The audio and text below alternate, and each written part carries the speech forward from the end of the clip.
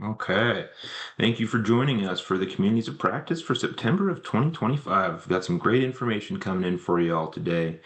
Should have fixed the webinar so that you all have the ability to hit the chat. So if that's not working, please email me and let me know so we can make sure that you all can participate in this and get as much out of it as possible. So first, we're going to look at a little bit of a roadmap for us. We've got our traditional congratulations, celebrations, and shout outs. We'll recap some of Austin's great work with the best practices for carryover from last month's meeting. Then look at our radar, the data acquisition calendar, which has been freshly revised. So we're excited to share that. Before moving to some upcoming grant and training opportunities, and then hot topics, news and legislation for both state and federal updates before some professional development and 30 from our friends in the child nutrition program. So, as far as our celebrations and shout outs, we are welcoming a new communications director, Andrea Dearden, who came to us from the sheriff's office of Ada County. So, we're very excited to bring her on board and replace Scott Graff and some very large physically large shoes to fill. Next, Natalie Woods at Thunder Ridge High School in Idaho Falls was selected as an Albert Einstein Distinguished Education Fellow. So we're very excited to see some of that national attention coming to Idaho. And as some good work on our CNP folks, over 1.1 million meals were served during the summertime for children throughout the state. So that's a huge accomplishment and a very large increase. And then last but not least, I would be remorseful if I did not mention some of the great work that our communications team has been doing on revitalizing and revamping our website. So that new department website will be coming on board within the next few weeks. As part of that, they are, stopping updating our current website unless it's something kind of emergent. So you may see some kind of delays in getting things such as this particular webinar recording onto our website as they are updating that and getting everything running and rolling. But very excited to see that new rollout. Much more modern, should be a little bit easier for folks to navigate. And we're very excited for the work that's been going into that for the last year and a half to really try to get this thing moving forward. Next, we'll do a quick recap of some of the best practices that Austin had. This is on the website as far as last month's webinar, so you can look at that if you want to get some more of the granularity to it. But just to kind of look at it, we recognize that budget reconciliation isn't everyone's favorite thing to do. However, it is very important for making sure that we set up ourselves for a good base for planning for the next year, and also it is required by federal regulations. So check your drawdown reports, your detail reports, and those grant activity reports as much as possible throughout the year so you can make sure that you catch any of those discrepancies earlier than later. The sooner you start that reconciliation process, the easier it is to stay on top of those things. So again, the recon boils down to two pretty important questions. One, how much were you allocated in the year? And you can check your GRA or your applications to see how much was allocated to the district or the charter. And then second, how much of your last year's allocation was carried over? And that you're going to be looking at your drawdown activity reports and your grant activity reports to see what was being used and what wasn't. Second, using the grant activity report, you can identify what your balance were through all of your accruals and make sure that you have any of those unclaimed expenses that are coming in, whether that's your payroll costs, any contracts that are coming in, any of those encumbrances. Just check those and make sure that they're all lining up, and work with the folks within your groups, work with those directors to see, hey, how much is going to come through on our food costs for the summer food program, for instance, and make sure that those are allocated so we can keep those in check.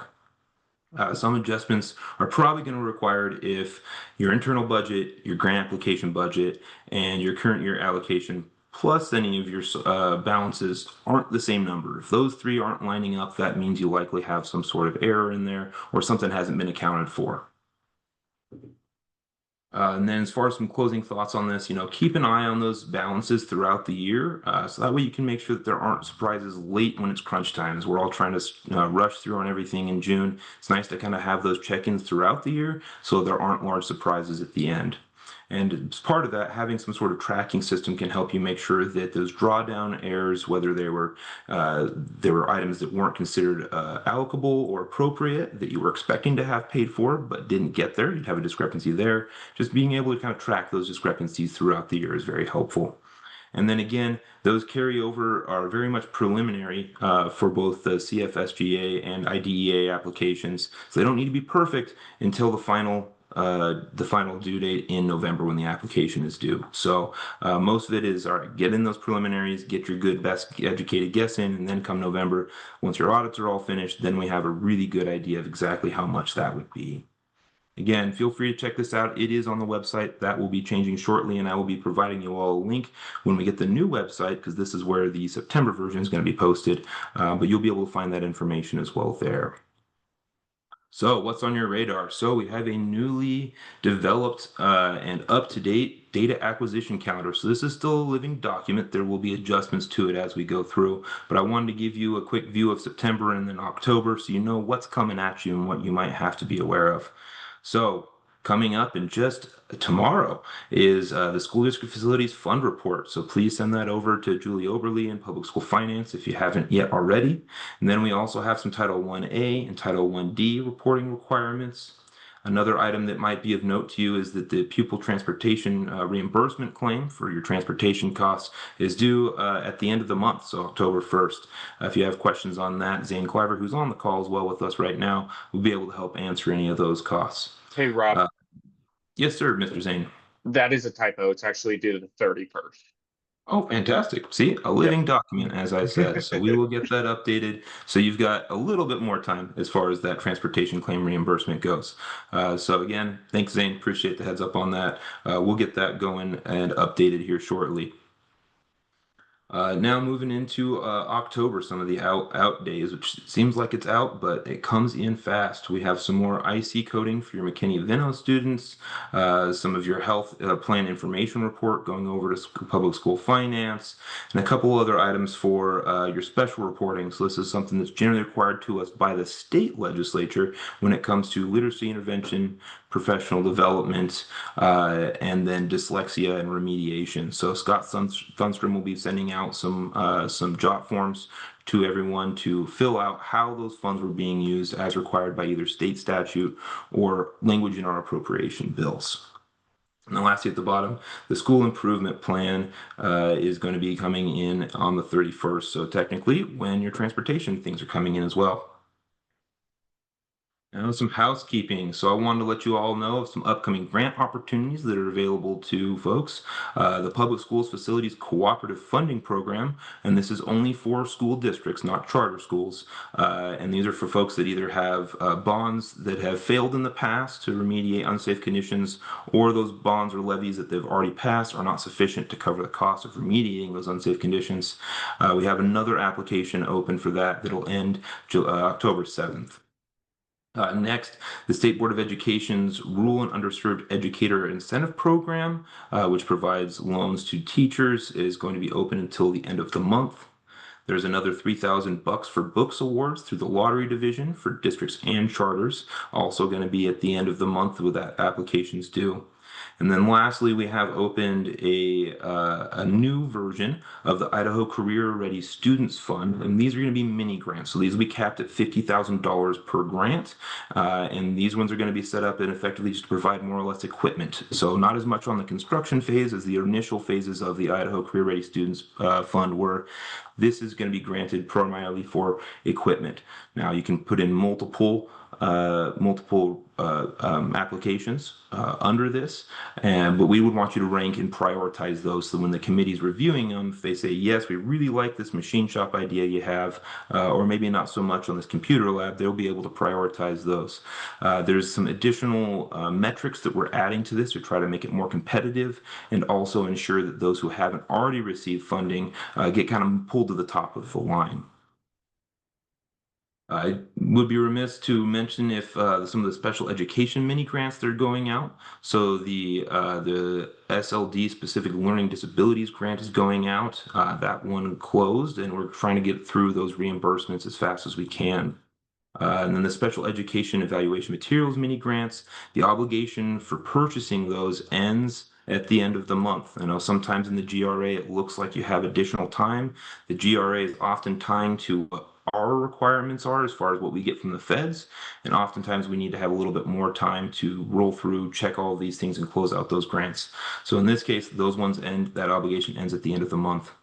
And then any applications that were approved for specific items please check with your special education director and make sure that things are working as they should be and that there are allowable costs.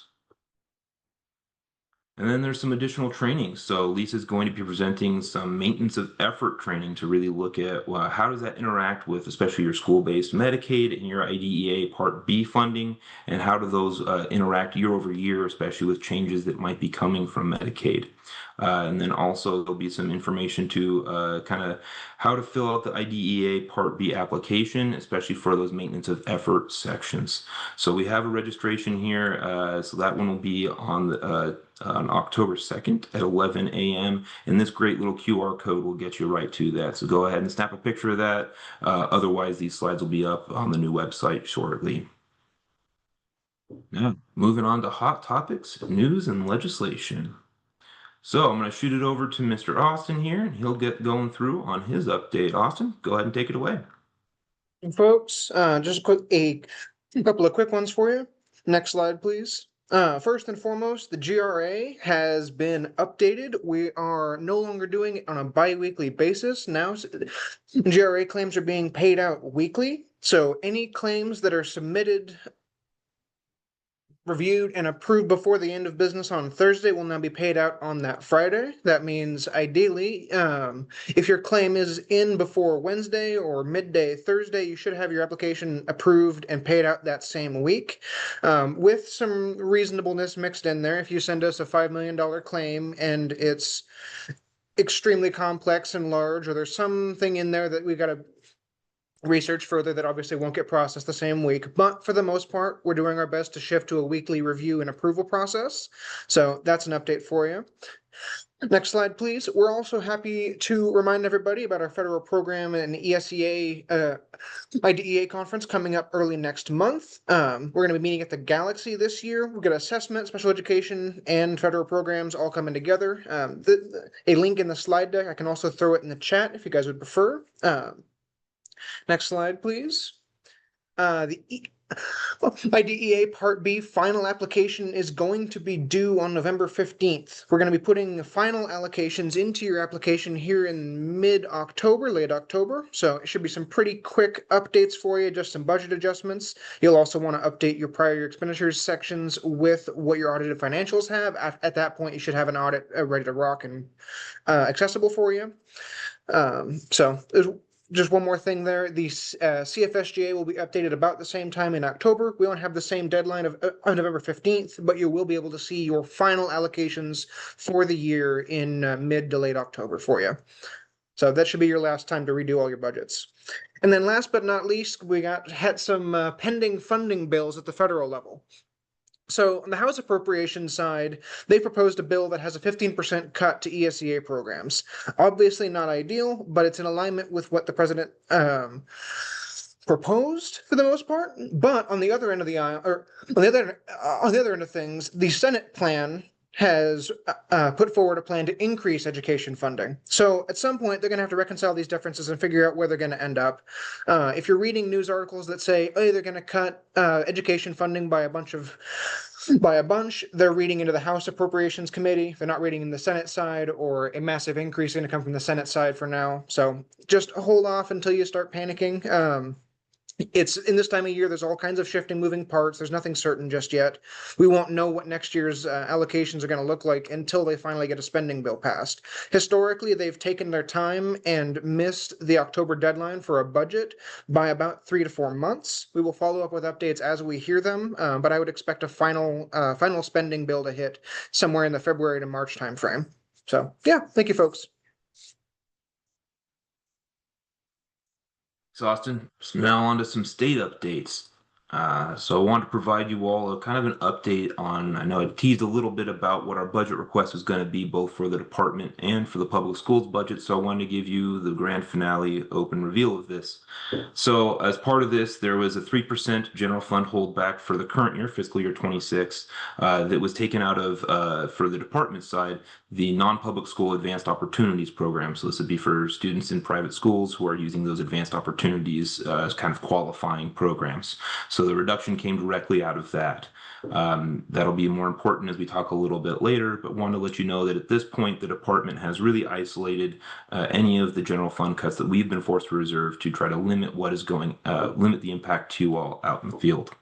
We also requested some additional appropriation from the school bus camera fund in order for us to provide either programming, software, or equipment for those who are looking to put on cameras for the school buses and catch those who are speeding past when they shouldn't be.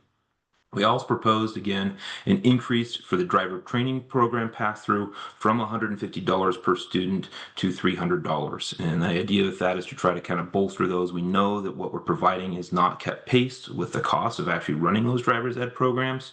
So we're trying to ask the legislature to enable us to give us the appropriation. We have the cash fund available to increase the distribution, but we need that spending authority from the legislature to be granted. We also asked for about $4.8 million in interest from the Career Ready Students Fund. We've already generated over $3 million in interest from the $65 million that was sent into that fund.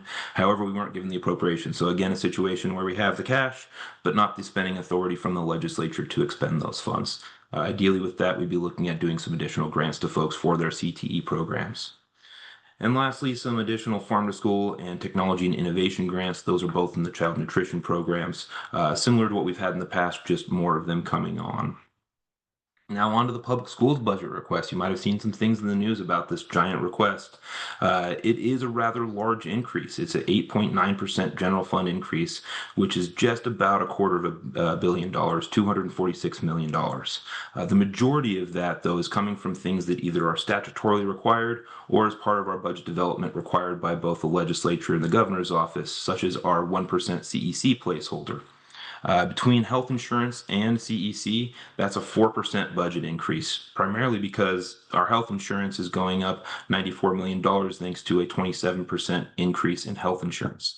Now, again, both of these are placeholders. This is likely not where we'll end up as far as when the legislature actually looks at passing our budget bills.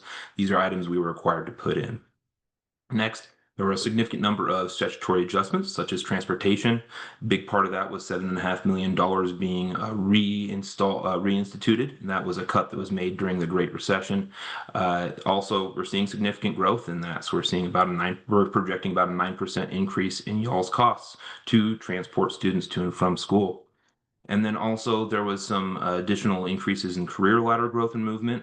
A large part of that was based off of, increasing your CEC by 5%, increase those cell amounts, which then has a trickle effect as we keep growing and growing.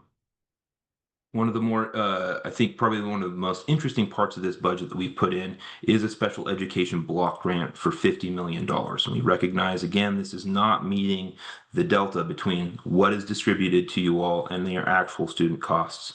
But we're hoping this will get us a lot further into that and stop eating into a lot of your operations budgets, and also reduce hopefully some of the need you might have for supplemental levies to cover 1 or 2 new students coming into the district or charter. So we're looking at having this be about 60% of that $50 million being allocated to the percentage of special education students compared to your general population. We're looking at kind of doing 3 bands of kind of a small, medium, large kind of mindset to give a greater proportionality to those who have more students with disabilities.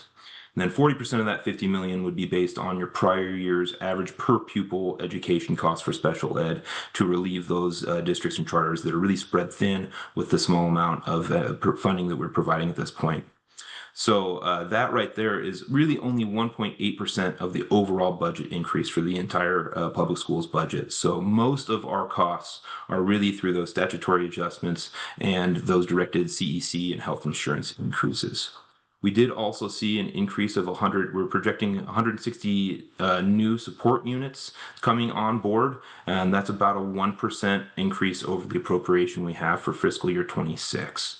So we're thinking this is a fairly conservative estimate and trying to price in the adjustment of students moving to potentially some newer charters with lower divisors or some of the mobility we've seen with students all over the board. We're also looking at including some intent language adjustments. So in our appropriation bills, the legislature says, thou shalt spend X on Y. we're trying to say, like we do with the health insurance, if you as a LEA have met your needs for health insurance, you're able to spend those dollars on your regular overhead and some of your other needs as a kind of a discretionary fund. We're looking to open that up when it comes to things like technology, professional development, and then also looking to move our digital content and curricula from first come first serve, which took 3 minutes to have every single dollar accounted for last year, to doing something more competitive, so we can kind of try to use that money as best we can with a good rubric. And again, Scott Thunstrom is looking at kind of creating that rubric and ensuring that those are reasonable and that we have a good way to allocate those funds to everyone. There's also, we've identified a $5 million fund balance in that driver training fund I mentioned earlier that has been growing quite a bit. We would like to ask the legislature to move that to the Public Education Stabilization Fund, which is our rainy day fund for education writ large. We recognize that there's likely to not be a general fund movement to that this year, so we identified some internal dollars that we could free up in order to make sure that the entire public schools budget is bolstered. On kind of a similar mindset, we're looking at adding in eligibility for our maintenance of financial support for special education to that Public Education Stabilization Fund. So you might be saying, what is maintenance of financial support, Rob? Well, similar to how you all in the field have a maintenance of effort, we, as far as your expenditure side goes, we as a state are required to continue to provide a similar amount of financial support or revenue to you all. So our funding, or excuse me, our maintenance of financial support isn't so much based on expenditures, but what revenue we make available to you all. In the past, this has increased through career ladder increases or general discretionary funds that are going out. In this case, the $50 million for special education block grants would increase that maintenance of financial support. So next year, if they decided to cut that $50 million, that would hit you all directly. That would hit your IDEA grants. So we're trying to say, all right, legislature, allow us to hold harmless all the LEAs because the state has not provided enough revenue to you all. So the goal of that is allowing that Public Education Stabilization Fund to hit that if we're short 1 year, so that way you are not going to see your IDEA grants decrease as a result of us not providing enough money. We know that you're going to continue to spend those dollars. It's more about what we're making available to you all. And lastly, we ran almost as far as to close to out of appropriation as we could in our federal funds. We have roughly $260 million appropriated in federal funds. We used all but $87 of that. So we got it right down to empty, and we're asking them to allow us to spend more of those dollars in the next year. Well, it came at you real quick right there, so I'll pause in case there's anything in the chat. Not seeing anything yet, but wanted to give you a pretty good overview of what the public schools budget increase is looking like. Nothing in the chat. Feel free to pop something in the chat as well. We'll try to get to those questions as we go. Update though, we have some less than great news. As of yesterday, the governor's office has instructed all agencies to make their 3% holdbacks from fiscal year 26 ongoing into fiscal year 27, so our next fiscal year. At this point, public schools are still being held harmless, but it will hit us as the department and also our friends at the School for Deaf and Blind. So we will see reductions going writ large. Again, we are planning on having those come out of that Advanced Opportunities Program for non-public school students at this time. All agencies were also asked to remove any general fund replacement items. Again, this will not reflect public schools, but it will impact especially Idaho School for the Deaf and Blind as they're looking to get an additional bus. So with that funness in mind, I would like to go ahead and take a quick poll. Let me go ahead and pull that up for you. So we're going to ask you all, what kind of special education allocation would you like? Again, we already started with the idea of doing total percentage of student body that's sped, as well as the number or excuse me, the per pupil expenditures. So we wanted to see if that worked with you all, or if there are any other spots you think might be helpful. So we've given you a multiple choice here. We'll give you a few minutes just to kind of look through and see if this is working for you.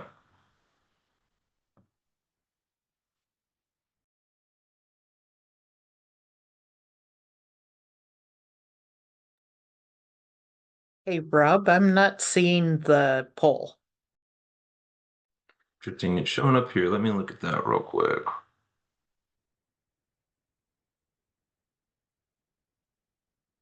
Hmm.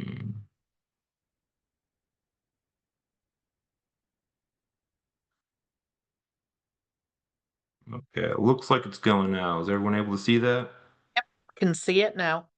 All right. Thanks, Linda.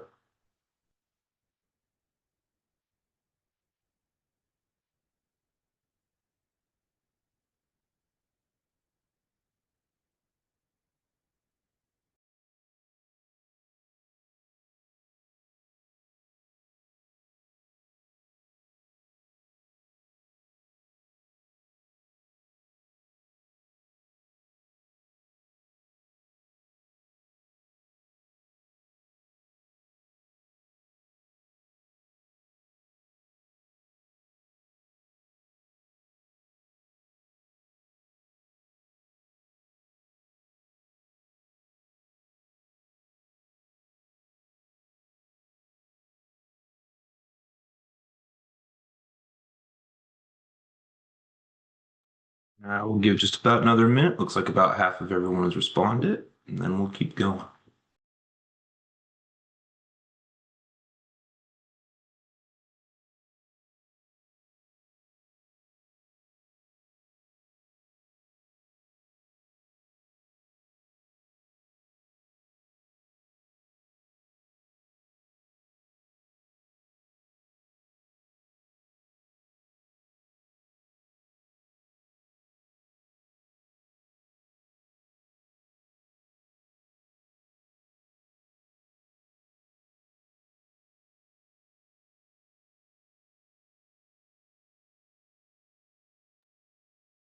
All right, thanks for your help, folks. Go ahead and share these results with y'all.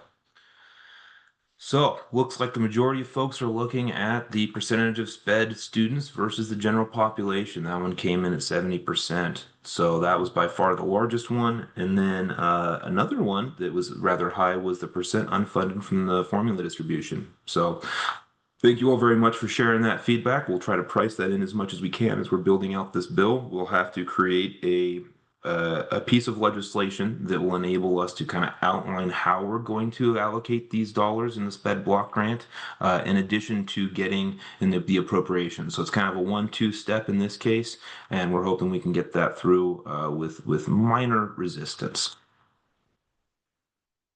All right. Now, moving on. So Lisa's really the expert in this one, so I'll try to do this one justice. This isn't great news here, but school-based Medicaid want to provide you an update that the Department of Health and Welfare has modified the Medicaid providers that they will be reducing the reimbursements by 4% effective at the beginning of this month. So these rates include our inpatient, outpatient, school-based services, hospice, intermediate care facilities, kind of a wide swath. So because those school-based Medicaid reimbursements can affect your maintenance of effort costs, we may have to look at kind of how we're going to utilize those IDEA funds to equalize that maintenance of effort and make sure that you're not dropping those expenditures because the state Department of Health and Welfare is no longer reimbursing you at the full rate you were probably expecting when you started these budgetings. Again, we didn't have any input on this one. We kind of found out about it fairly recently. So we wanted to make you aware that there'll likely be a 4% hit on what you're getting back from Medicaid. Lisa's planning on talking about this in her October 2nd MOE training as well. So you'll have a little bit more information there if you can attend that meeting. Next, we're going to hand it over to Pamela Murray, actually, instead of Melissa Cook. Excuse me there, had a mistyping on that particular screen. But I'll go ahead and hand it over to Pamela to discuss some of the child nutrition work that she's been going through. Hi, good morning, everybody. Next slide, please. So this is about the Healthy, Hungry, Free Kids Act of 2010 and you. The United States Department of Agriculture, the USDA, final rule requires educational agencies who participate in federal nutrition programs to produce minimum standards for the local wellness policy and for ensuring there is stakeholder participation in the development and updates of policies and a periodic assessment and disclosure of compliance with the local school wellness policy to the public. As a result, these regulations, once implemented, strengthen the ability of local education agency or school districts, no matter the size, to create a school nutrition environment to improve student, staff, and community outcomes. Next slide, please. So backing up just a bit, the child nutrition programs fall under the USDA as the National School Lunch Act. You can see the general purpose and scope and the scope of the regulation. The food service directors are expected to run a profitable business while adhering to these regulations because the programs receive public funds and make them accountable to taxpayers. Next slide, please. So, creating a healthy school environment, these regulations strengthen the ability of an LEA, no matter the size, to create school nutrition environments to improve student, staff, and community outcomes. And the child nutrition programs are only one piece of creating a healthy school environment. The wellness policy requires participation from those beyond food service. The wellness policy impacts teachers, coaches, volunteer groups, administrators, school staff, and school boards, as they are the entity that approves school policies. Next slide, please. So we all have a hand in supporting our students' health. These folks and the general public, then that may include local dietitians, physicians, dentists, not-for-profit volunteers, or even a representative from local businesses. These are all considered stakeholders in creating a healthy school environment. And because of the funding, taxpayers too would be considered stakeholders in this endeavor. Next slide, please. So on the Wellness Committee, the definition here is that it's a diverse group of school and community members who develop initiatives aimed at improving and maintaining the health and wellness of students. Establishing and implementing a wellness policy is either one task of or the main driver of the committee's work, and the Wellness Committee may serve as the main steering group, while a Wellness Policy Committee may be solely focused on writing policy. A wellness committee, also called council, alliance, or health advisory, is a name often used by small districts or individual schools. And we need representatives from the entire school community to help create a wellness policy and build a culture of wellness, because to have a robust wellness policy that reflects the student population and strengths, we need as many representatives as possible. The committee helps update what's included in the policy and discuss new goals. They also share ideas on what schools are doing around different topics included in the wellness policy, like fundraising and health fairs. Committees at both the district level and the school level are welcome and encouraged, and you can make a difference by building a culture where students are supported to make healthy choices and be better learners. The committee is open to all, and you can join the committee and make a difference. There are lots of other ways to contribute other than joining the committee too. Next slide, please. So, school wellness can be promoted in a variety of ways. Some examples include holding annual health fairs or blood drives, hosting a harvest festival, taking a farmer to school lunch day, or establishing a farm to school program, or apply for round 2 of the farm to school hydroponic garden grant. Whoop, shameless plug. So think about it. Which of these areas excite you? Or do you have ideas for other ways to promote financial, food, and nutritional literacy, and also physical activity in schools? Next slide, please. So the accountability piece, this is the form that our team has come up with to help schools assess their policy. It's called the triennial assessment. It's due every 3 years. And even though the final accountability rests with the child nutrition program, they do not generally have the authority to enforce the policy or command the superintendent to complete the triennial assessment, or even govern the school board to review the policy on an annual basis. And this is at a minimum why other voices need to be involved and participate on the wellness committee, and communication amongst all those people is really what's going to sustain it. Sure enough, if you want something sustainable, give it to a committee, and that way when the champion of the project, whatever, moves on, it doesn't fall to the wayside. So other teams too need to support food services. For example, just yesterday, I emailed with the food service director who's preparing for her school district's administrative review. And I had looked on their website for the triennial assessments and wellness policies, and I found them, and they were from like 2019 and 2020. They were way out of date. So I emailed her and she let me know that they were updated this past spring. She had notified the folks who oversaw posting on the website, and it still wasn't updated. So it was another reminder of that communication that needs to happen between the food service and everybody else. So I think that's where you guys come in. So go ahead and advance to the next slide. And this is our team's contact information. Please reach out to me or Linda or anyone on the NSLP team if you have questions, concerns, ideas, or just want to know more.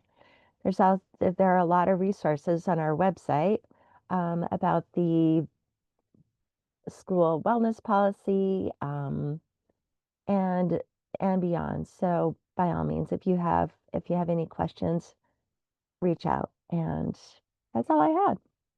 Thanks for letting me come and talk about the wellness policy and communication. Thanks, man. Appreciate it. Are there any questions for Pamela regarding the wellness policy? Not seeing anything in the chat. And then I feel bad. I actually cut Melissa off earlier. Melissa, would you like to share some things as well? Hi all. I am not sharing my screen because it's my laptop and it's pointed a weird way. You'd have a really interesting view. Uh, and no, I just wanted to pass along a message from my team that my CMP team that just as a reminder to include the food service director in the budget process so that they have the information they need to run an efficient program. This includes providing routine financial transaction reports and including them in budgeting and actual expenditures, validating transactions, and then all expenses and revenues included on the reports. It's just really, really important to keep them in the loop. So just a plug for that and appreciate it. Thank you. What's up? Sorry, I'm not getting you in earlier. And so yeah, looks like we have a chat item real quick. Let me look at that. Oh, thanks for putting that wellness page on there, Pam. So going through the next few slides here are our contacts. Now we're always evolving and folks are coming in, our vacant positions are coming in and being filled, and then folks are retiring on us. So we want to make sure we have the most up-to-date we have. Again, the website will start to become a little bit outdated as part of the update process as they go through and try to update to the new format. So these might be a little bit outdated as you start to go through if we start to have more people getting hired. So this is special education, folks. I also wanted to give you the 2 slides of our federal programs contacts here and be able to make sure that you have those in before taking any final questions or thoughts people might have. Looks like we have something in the chat. Let's go ahead and take any time you might have, throw anything in the chat you want as far as questions. Otherwise, we will end just a little bit early and give some time back to y'all's calendars.